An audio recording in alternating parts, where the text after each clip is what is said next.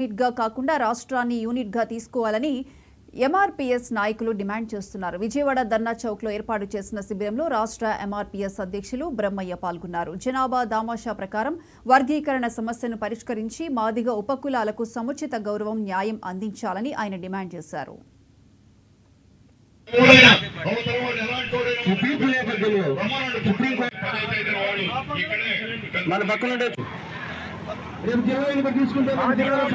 కులాలతో పాటు సంచార జాతులకు ఉండబడినటువంటి అనేక కులాలకు అన్యాయం జరిగే ప్రమాదం ఉంది.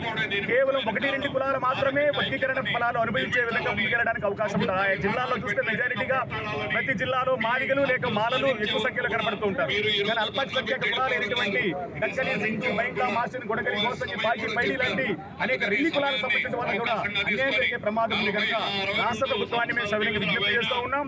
ఉషా మేర కమిషన్ అయినా, రామచంద్రరాజ్ కమిషన్ అయినటువంటి ఏ విధంగా వారు జనాభా దామాషా ప్రకారం వర్గీకరించమని చెప్పారు, అదే విధంగా వర్గీకరణకు మూలమైనటువంటి మీరు కూడా జిల్లా యూనిట్ గా కాకుండా రాష్ట్ర జనాభా దామాషా ప్రకారం, జనాభా లెక్కల ప్రకారం ఎవరి వాటా వారికి వచ్చేటట్టు వర్గీకరణ అంశాలను ముందుకు విజ్ఞప్తి చేస్తా ఉన్నాం. అదేవిధంగా ఆంధ్రప్రదేశ్ లో విభజిత ఆంధ్రప్రదేశ్ లో మీరు నిర్ణయం తీసుకుంటే మేము కూడా స్వాగతిస్తా ఉన్నాం. ఆంధ్రప్రదేశ్ లో మాదిగ జనాభా కన్నా మాల జనాభా అధికంగా ఉంటే వాళ్ళకి ఎంత శాతం పోవాలంటే 1% పోవడం మాకు అభ్యంతరం లేదు. మాదిగల కన్నా మాల అధికంగా ఉన్నారనుకుంటే 1% 2% వాళ్ళకి పోయినా బాధలేదు. కానీ అలా కాకుండా జనాభా నిష్పత్తి ప్రకారం కాకుండా, జనాభా దామాషా ప్రకారం కాకుండా జిల్లా యూనిట్ గా అనుకుంటే కేవలం మాదిగా మాల కులాలకు సంబంధించిన వాళ్ళని అభివృద్ధించడానికి అవకాశం ఉంది. మిగిలినటువంటి 57 కులాలకు అన్యాయం జరిగే ప్రమాదం ఉంది. కనుక ఆ ప్రమాదాన్ని నుంచి కులాలని కాపాడాలనుకున్నప్పుడు రాష్ట్ర ప్రభుత్వం జిల్లా యూనిట్ గా కాకుండా రాష్ట్ర యూనిట్ గానీ వర్గీకరించాలని విజ్ఞప్తి చేస్తా ఉన్నాం.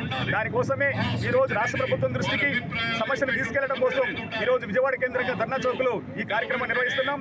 ఈ కార్యక్రమం కూడా మేము రాష్ట్ర ప్రభుత్వానికి విజ్ఞాపన ద్వారానే మా సమస్యని రాష్ట్ర ప్రభుత్వం తీసుకెళ్లడం కోసం కూడా ఈ కార్యక్రమాన్ని ఏర్పాటు చేస్తామని చెప్పి తెలియజేసుకుంటూ రాష్ట్ర ప్రభుత్వానికి అదేవిధంగా సవినీయంగా మరొకసారి విజ్ఞప్తి చేస్తా ఉన్నాం.